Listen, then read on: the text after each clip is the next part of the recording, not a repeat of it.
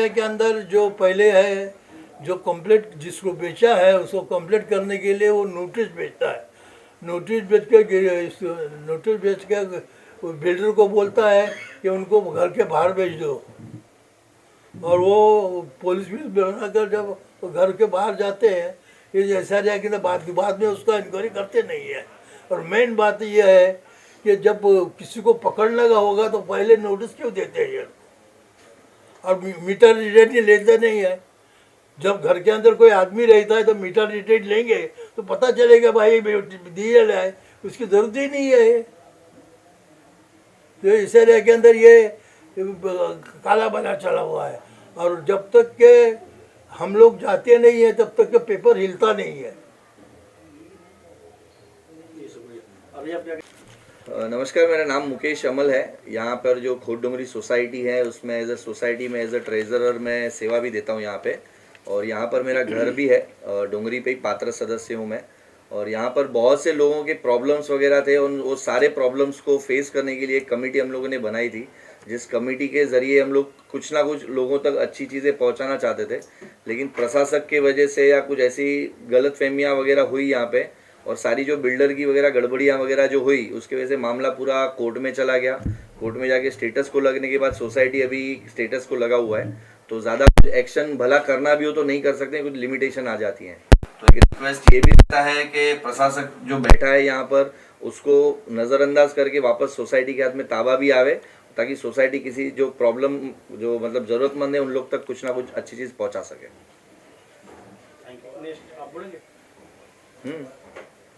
તમારું જ प्रॉब्लम क्यों તમારું જે છે पेपर તમારું છે ને? हाँ बस। मैं योगेश पापना, मेरा 308 का रूम नंबर मेरे पापा के नाम से था। उन्होंने, मैं जब चाबी लेने गया तो उन्होंने मुझे चाबी तो नहीं दिया, बोले 24,000 रुपये लेके आओ।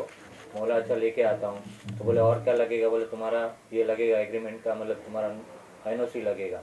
तो ठीक है, वो भी लेके आता हूँ, लेकिन मेरी रजिस्टर यहाँ पे नहीं थी। और आज 1 साल हो गया। उसके बाद में जब लेने गया वापस, उन्होंने मेरे रूम दूसरे को बेच दिया, और मुझे रूम अभी तक मिली नहीं। एक प्रशासक और बिल्डर जो है वो नाम क्या है? हाँ, शाह कौन? आप सब लोग नाम बोलिए, बिल्डर नाम के साथ बिल्डर का भी नाम बोला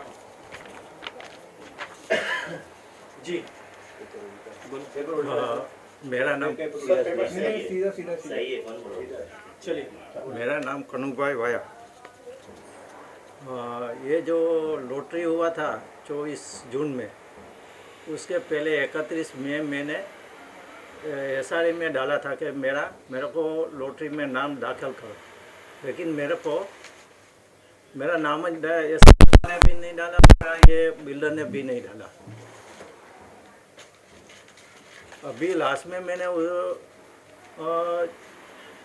अप्रैल में मैं गया था ये मनसुख भाई का ऑफिस में, तो मेरे को बोलता है कि आप SRE में काहे को गया, मैं आपको जेल में डाल देगा, और आपका जो पात्र है ना वो भी मैं कैंसिल करा देगा। तो फिर मैंने उसको फिर वापस निकल गया। बाद में मनसुख भाई शाह हाउस कौन बिल्डर है।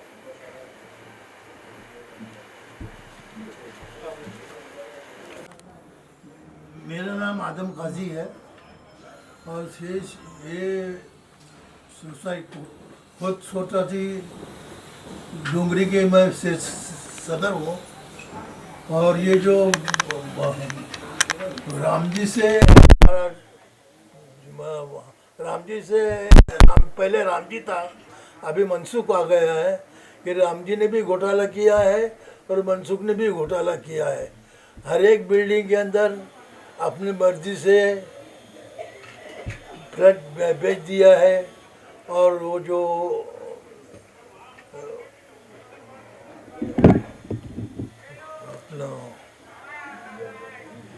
सोसाइटी ऑफिस और वेलफेयर सेंटर ये सब भाड़े से लगाया है 3 नंबर में, और उसको सोसाइटी के हवाले नहीं किया। और हमारा जो ऑफिस था, ये बिल्डर ने कुछ मेंबर अपने तरफ खींच के उस सोसाइटी को डिसोल्व किया है। एक 9 आदमी से सोसाइटी नहीं चलती है, लेकिन एक आदमी सोसाइटी चला रहा है ये सारे का, और ताला बंद है। ताला बंद के लिए वो सोसाइटी का कम से कम 8,000 रुपया महीने को जाता है। इस सोसाइटी का लॉस है। और गवर्नमेंट जो एक्शन होता है वो SRA के ऑफिस के ऊपर होता ही नहीं है।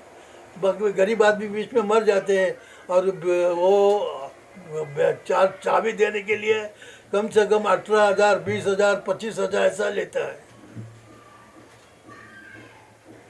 अभी आगे कौन बोलेगा? भद्रेश्वरा खोट डूंगरी में मोर देन 70 ईयर्स से मेरे पापा रहते थे। मेरे पापा अभी फ़िलहाल नहीं है, उनकी देहांत हो चुकी है, और ये घर अभी मेरे मम्मी के नाम पे, हीराबेन भद्रेश्वरा के नाम पे। मेरा एलिजिबल लेटर मेरे हाथ में जो है वो 2 नवंबर 2023 को मैं पात्र हो चुकी थी, और मैंने बिल्डर को रिक्वेस्ट किया कि अभी जो लॉटरी होने वाली है वो लिस्ट में मेरा नाम आप दाखिल कीजिए, बट उन्होंने मेरा नाम उसमें डाला नहीं। और जब ये 24 जून को लॉटरी हुई, उसी दिन मैंने वहाँ पे, मुझे वो लॉटरी, ऑनलाइन लॉटरी में मैं भी थी, मैं सब सुन रही थी किसको किसको फ्लैट अलॉट हुआ है। 24 जून 2024 को मेरा एनेक्शन नंबर है 1173, और ये अशोक भाटिया का नंबर है 1175, जो मेरे पीछे का नंबर है। तो मैंने उसी दिन SRA में जाके ये एक रिक्वेस्ट, मतलब लेटर दिया था कि मेरे पीछे वाले को घर मिल रहा है तो मुझे क्यों नहीं। बस मेरा यही एक है कि तुम जब मुझे बोल रहे हो कि आपको ये बिल्डिंग में नहीं मिलेगा, पीछे की बिल्डिंग में मिलेगा, तो मेरे पीछे वाले को क्यों मिल रहा है? मेरे पीछे वाले को तुम दे रहे हो और मुझे क्यों नहीं दे रहे हो? तो मेरी बिल्डर से यही रिक्वेस्ट है कि अगर आप मेरे पीछे के पात्रता वाले को दे रहे हो तो मुझे क्यों नहीं दे रहे हो? तो मेरी SRA से और बिल्डर, शाह हाउस कौन बिल्डर से यही रिक्वेस्ट है कि जैसे आपने 5 नंबर बिल्डिंग में काफ़ी लोगों को मेरे पीछे जो एनेक्सर में ना पात्रता हुए हैं वो लोग को फ्लैट दिया है, तो मुझे भी दे दीजिए। Thank you madam. आप यहाँ